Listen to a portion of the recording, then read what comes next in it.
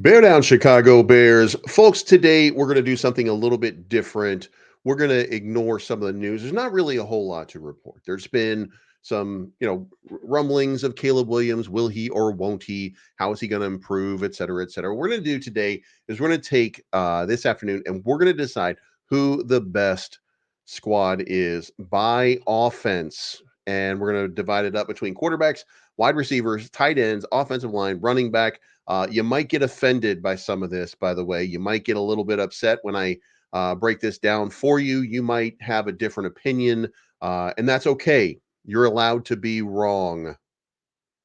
I'm not, because I'm always right. So we're going to break this down. We're going to check out the quarterback position, wide receivers, tight ends, offensive line, and running back. And we're going to decide in the NFC North who are the best players. Now, if you like this type of content, make sure you hit the like button, make sure you hit the subscribe button, and then make sure that you hit the bell to be notified of future content. And the best thing you can do to help me out, by the way, just make sure that you hit that crazy, crazy, crazy like button. All right, guys, let's get into it. First of all, the first position, the vanity one, the main position that we're talking about is going to be the quarterback position. The available quarterbacks going into this year. Jordan Love, who threw for 4,000 yards and 32 touchdowns last year.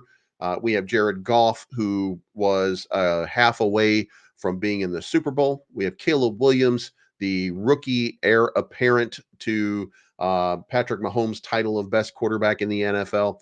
And then we have Sam Darnold. Now, the reason this is Sam Darnold instead of J.J. McCarthy, who was drafted very high in the first round of the 2024 draft, is because most of the rumblings around the Vikings camp say that that McCarthy just simply does not look ready, and that Sam Darnold looks and seems to be a better option. Sam Darnold, by the way, 58 touchdowns, 56 interceptions in his career, has only once had over 3,000 yards passing, and that 3,000 yards passing was, I want to say, about his third or fourth year in the league. Jared Goff, 4,500 passing yards last year, 30 touchdowns, 12 interceptions. So let's look into it. And if we're looking to rank these guys, then we have to consider a few things. Now, I've seen a few of these lists so far, and I've kind of disagreed with most of them. I'm gonna most of them are giving the nod to Jordan Love for having the season that he had, and I mean, barely getting into the playoffs. But we're going to do a little bit different here. We're going to do that a little bit oddly here. Again, we're dealing between Jordan Love, Jared Goff, Caleb Williams, and Sam Darnold. Now, in that context, here's what I'm going to do. I'm going to go with Jared Goff is probably the best quarterback in the NFC North at this point. 4,575 yards, 30 touchdowns. Again, just a half away from being in the Super Bowl going into this season. He makes all the throws, big arm, does everything, and he is a leader on that team. Then at number two, this is where it hurts, but we are going to give Jordan Love the bump here, and we're going to say that Jordan Love represents probably the second best quarterback at this point in the NFC North. And the reason that I have to do that is because Caleb has yet to play it down. We know that Sam Darnold is not going to be on that in that spot, but until Caleb actually gets some exposure in the NFL, until he really gets an opportunity to sort of excel, then it's very difficult to take two 4,000 yard passers and put Caleb Williams above that 4,000 yard passer. So we're going to take at the number three position, we're going to take the Chicago Bears, and we're going to take Caleb Williams as that guy. And then coming in at number four is going to be Sam Darnold. So there you have it. Number one, Jared Goff. Number two, Jordan Love. Number three, Caleb Williams. And number four, Sam Darnold. Now, things can change dramatically here. If Caleb Williams comes out of the gate looking like a superstar, then there is the potential here where we've got three great quarterbacks in the NFC North, and we'll see how these manifest themselves. The one thing to remember is this: the offensive line for the Detroit Lions seems to be, in many people's estimation, the very best in the league, not just the NFC North, with the Green Bay looking the same as if it's a pretty elite team. And I think that that makes it a little bit easier for someone like Jordan Love to look good. I'm going to be curious to see how he looks when this team starts to stress and when it starts to break down. Now, we saw what was not a very good team at the beginning of last year. Good enough to beat Chicago, by the way, but not a very good team to start off the year. And they started to come along as the season progressed. But I think that was that had a lot to do with the tools around Jordan Love and not with Jordan Love necessarily. This was just a great offensive line that was doing a really good job of protection, and that made it a little bit more difficult. So, but moving on, now let's go into the next position, and that next position is going to be wide receivers. So for Green Bay, Green Bay's wide receiver is going to be Christian Watson, Romeo Dubs, and Jaden Reed. For the Detroit Lions, we're talking about Amon-Ra, St. Brown, Jamison Williams, and Khalif Raymond. Now there are there are additional people on these rosters, which we'll get into in a few moments. Then for the Chicago Bears, you have DJ Moore, Keenan Allen, and Rome Odunze. And then for the Minnesota Vikings, you have Justin Jefferson, Jordan Addison, and Brandon Powell. And this is probably, when you break this down, this is a very, very tough. This is a very tough decision that you have to make here. So going back to Green Bay, you've got Christian Watson, Romeo Dubs, Jaden Reed. But then as second, you have Dontavian Wicks, Bo Melton, Malik Heath. Then on third, you have Samori Torre, Grant DeBose, Alex McGuff. And then fourth, you have Julian Hicks and Dimitri Stanley. So you have a very, very deep roster here of players for the wide receiver position, especially for the Green Bay Packers. Now, Amon-Ra, St. Brown, Jamison Williams, Khalif Raymond round out Detroit, but secondaries, Donovan Peoples-Jones, Antoine Green, Traquan Smith, Maurice Alexander, Tom Kennedy, Doris Fountain, Caden Davis, Isaiah Williams, Jalen Calhoun. Now, after you get to Amon-Ra, St. Brown, and look, there's an argument to be made about who the best offensive player is in the NFC North. And I think that most people are going to agree that Justin Jefferson is that guy at this point.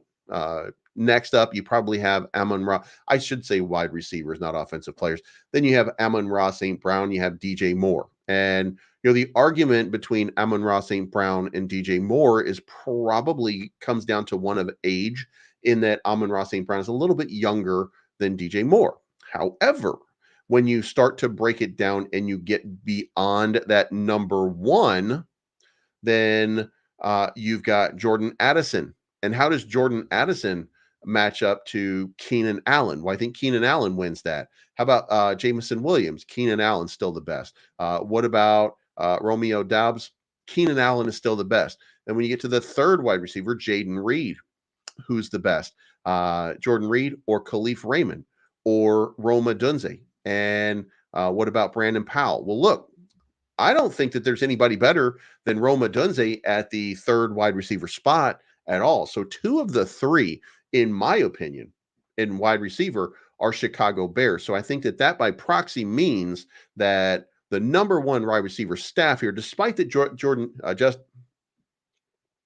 Justin Jefferson is the number one guy. Despite that, I'm still going to go with Chicago Bears between DJ Moore, Roma Dunze, and Keenan Allen are probably the best. After that, I think it becomes Minnesota, and I think it's Minnesota's game to lose right there, because I do think that Justin Jefferson, Jordan Addison represent a significantly better prospect than Amon-Ra St. Brown and Jamison Williams, even with Khalif Raymond thrown in. So we're going to throw Detroit in the number 2 position right there. And then at number 4 is going to be Green Bay. Despite, again, this Green Bay team is not that bad. We're talking about Christian Watson, Romeo Doubs, Jaden Reed, significant and good players. But I think by a landslide here, we're talking about there's a separation here. And I think that the separation is Chicago is the class of this wide receiver unit in the NFC North, followed by Minnesota, Detroit, and then Green Bay. So now let's move on to the next category. The next category is going to be tight ends. And tight ends, by the way, tight ends give me anxiety here because when you look at statistically speaking, you've got a choice between Luke Musgrave with a backup of Tucker Kraft. You've got Sam Laporta with a backup of Brock Wright. You've got Cole Kmet with Gerald Everett. And by the way, Mercedes Lewis has just signed. So you've got Cole Kmet, Gerald Everett, Mercedes Lewis. And then with Minnesota, you've got TJ Hawkinson, Josh Oliver, and then and third string, Robert Tanyan. So what do I think of this lineup? Well, let's go back here one more time. And Luke Musgrave had, I want to say, 96 receptions. Um, no, I'm sorry. Luke Musgrave had 34 receptions, 352 yards last year for one touchdown. It was not him that I was talking about. It was Sam Laporta. Sam Laporta, 86 receptions, 889 yards, 10 touchdowns. And then you had Hawkinson and um, in Minnesota, 95 touchdowns, 995 receptions, 960 yards, 5 touchdowns. So now you really need to have, I'm going to say this. I think the class of this division at this point is TJ Hawkinson. So we're going to take a moment here and we're going to go ahead and we're going to throw TJ Hawkinson in as the number one guy. Now, the question is, where does it go from there? Well, the next answer is going to be Cole Kmet, 73 receptions, 719 yards, 6 touchdowns. Now, if I do that and I take Sam Laporta and I do this one more time, am I really impressed with Sam Laporta and his 4,500 yard guy at quarterback, or what Cole Kmet did with 76 receptions for 700 yards with Justin Fields not really getting into the offense the way that he really should have? So then I have to ask myself, well, who's the better guy? And look, I'm going to be the outlier here, and I'm going to call it for our home team guy. And I'm going to say I like Cole Kmet, and I like Cole Kmet because Gerald Everett also represents a very good a very good player in that regard as a substitute. And Mercedes Lewis coming back means that they're focusing on the running game. So then we're going to put at number 3, we're going to put the Detroit Lions and Sam Laporta.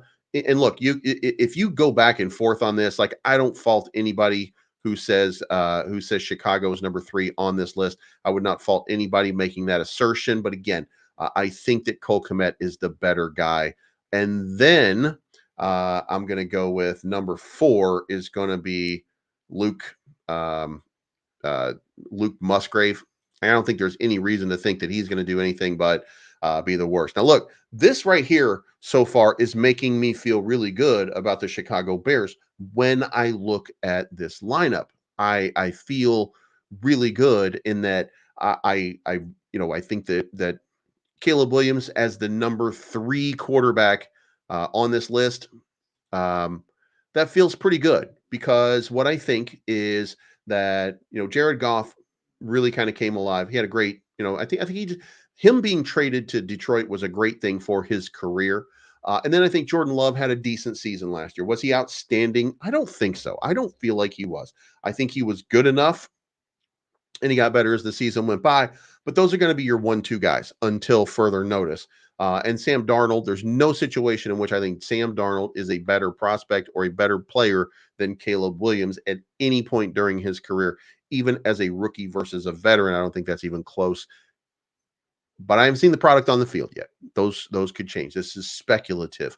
Same thing with the wide receivers. In the wide receiver room, DJ Moore, Keenan Allen, Roma Dunze, and look, if you consider that Marvin Harrison Jr. is considered to be a generational talent, then Roma Dunze had the same stats along with Malik Neighbors. This was one of the best wide receiver drafts that I think we've seen in a long time. So I think adding them into the mix adds a third wheel that these other teams just do not have.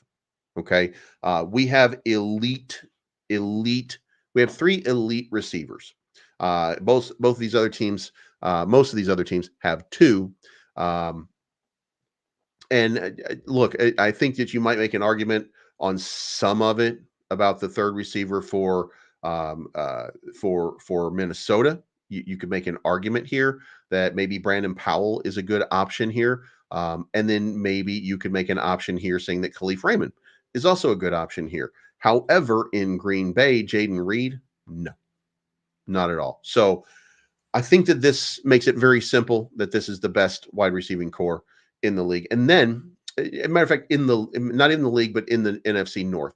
And then the tight ends. Look, I like what I see from Cole Kmet. I think Cole Kmet matches up more favorably against Sam Laporta than his quarterbacking last year. And if I just extrapolated and said, you know what, if we had a decent quarterback doing 4,000 yards and we added 1,000 yards to our guy, how many receptions, how many catches would Cole Kmet have ended up having? And I think the number would be close to 100 for over 1,000 yards. He'd be ranked out probably statistically as the as the best tight end in this league based on the number of receptions of playing with a good quarterback and a decent offense. Right? We didn't have that. Hopefully, we have that now. So let's move on. And now we're going to get into offensive line. And this is where it gets real tricky. So on the offensive line, what you have is for the Green Bay Packers, you have Rasheed Walker, Elgton Jenkins, Josh Myers, Sean Ryan, and Zach Tom. For the Detroit Lions, you've got Taylor Decker, Graham Glasgow, Frank Ragnow, Kevin Zeitler, Penei Sewell. For the Chicago Bears, you've got Braxton Jones, you've got Tevin Jenkins, you've got Coleman Shelton right now, you've got Nate Davis and Darnell Wright. Now, uh, Nate Davis at this point, questionable. Again, we've had conversations about this. Even putting in Ryan Bates for Nate Davis at this point, I think this is a solid line. I think that they're improving and they're much better. And then you have Christian Darrisaw, Dalton Reiser, Garrett Bradbury, Ed Ingram, and Brian O'Neill. And then when it comes to depth, we'll talk a little bit about their depth, but when you get to Green Bay, Jordan Morgan, Royce Newman, Jacob Monk, Luke Tenuta, Andre Dillard, Lecitus Smith, Travis Glover. So you've got some depth there. In Detroit, you've got Giovanni Manu, Coyote Awasika, Duke Clemens, Colby Sorstel, Dan Skipper, Connor Galvin. Oh my God. Matt Farniok, Kingsley Agaquin, and Christian Mahogany. And then for the Bears, you've got Kieran Amagaji, Ryan Bates, Doug Kramer Jr., Jatiri Carter, Jake Curran, Larry Borum, Jerome Carvin, Bill Murray, Aviante Collin, and you've got Matt Pryor. Yeah, and then for Minnesota, you got Walter Rouse, Blake Brandell, Dan Feeney, Tyrese Robinson, David Quisenberry, Dan Quisenberry, God damn it, Henry Bird, Michael Jurgens, Doug Nestor, Jeremy Flex, Spencer Rollins. So first of all, we do have to recognize the elephant in the room. And the elephant in the room is that the Detroit Lions are the offensive line to beat at this point. And then we have to go here and we have to say that Green Bay is at least number two. The Bears could not sack Jordan Love. They couldn't even get pressure on him towards the end. And we're returning a top 5 defense. So, ended the season as a top 5 defense. So in that regard, very difficult to say that this is anything more than a 2-man game at this point of Detroit and Green Bay. Now, I'm going to take a leap of faith here because it's Chicago, and I'm going to say that the Chicago line at this point is going to be a little bit better, a little bit more well-formed than the than the Minnesota Vikings. I'm doing that because it's the Chicago team I'm into. I like what I see so far from this team. You guys know I've been a little bit more pro Braxton Jones than some of you have been. And I'm also a big fan of both Nate Davis and Tevin Jenkins, and I think that they're going to do a great job. And if they cannot perform, and if Tevin Jenkins remains injured, I think Ryan Bates is a very apt and suitable replacement. If Nate Davis goes down or cannot play, or we need to move on from him, again, Ryan Bates makes the perfect move right there, and Coleman Shelton is a much better center than I think Dan Feeney or Lucas Patrick were last year. So those pieces I feel like, and then of course Kiran Amagaji, if he comes along and somebody like a Braxton Jones can move to the inside, or if we can get somebody on the inside, like I just feel like this offensive line is going to continue to be better than what we think or thought. And that a lot of that is smoke and mirrors because of the quarterback position. And I think this quarterback position is now suddenly a lot better. And by the way, I am not deaf to the struggles that I keep hearing about from Caleb Williams. I do hear that under center has been kind of a learning process, if you will. That's the nice way of saying it, that he's not doing it as robustly and as good as you would want him to do. However, we still have to account for the fact that this guy's a game changer. And when it all starts to come together, and it will come together, that he is going to be a phenomenal player for this team. So, offensive line, we've got Detroit going number one. We've got Green Bay number two. We've got the Chicago Bears number three and Minnesota Vikings at number four. And then this was the one that really, really became difficult when I started to break this one down, because you've got Josh Jacobs in Green Bay. Josh Jacobs had 233 carries for 805 yards and 6 touchdowns last year. Then you had David Montgomery, who had 219 carries for 1,015 yards and 13 touchdowns. And then you had DeAndre Swift, who had 229 carries for 1,049 and 5 touchdowns. And then you polish that off with Aaron Jones, who had 142 carries for 656 yards and 2 touchdowns. So I think it's very, very simple at this point on who you go with at number one. And I think it's clear that David Montgomery, the former Chicago Bear, is the guy at the number one position at running back. David Montgomery, again, having a career year, 219 carries, 1,015 yards, 13 touchdowns, 4.6 yards per carry. So, and when you look at statistically, 219 carries were tied for 15th, meaning that the guy can handle the load. 1,015 yards puts him ninth in the league. 13 touchdowns tied him for fifth in the league. And the average of 4.6 yards per carry is good for 114th in the league. But as rushers go, I think that's a pretty good. That I think he did really, really good. Same thing for DeAndre Swift. When you look at DeAndre Swift, 229 carries, good for 12th in the league. 1,049 yards, good for fifth in the league. 5 touchdowns, tied for 24th, and 4.6 average for 123rd. And the same thing down here. So when you look at these and put them all together, David Montgomery clearly number one. Number two, the question now is between DeAndre Swift and Josh Jacobs. And, you got to kind of go back and forth on this and decide on which one you want. Well, for me, it's pretty simple. When I look at it statistically, DeAndre Swift measures up as the better guy. So number two is DeAndre Swift above Josh Jacobs, who will come in at number three over here. And then Aaron Jones, obviously Aaron Jones is struggling and going through something, not doing as well as he had been doing for the Green Bay Packers.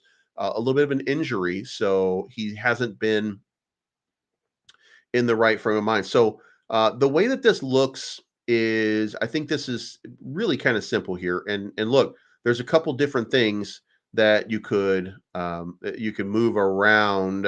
And by the way, yes, there's Josh Jacobs. After Josh Jacobs, you have AJ Dillon and Marshawn Lloyd, for that matter. By the way, that's that USC guy that I think is a really good pickup.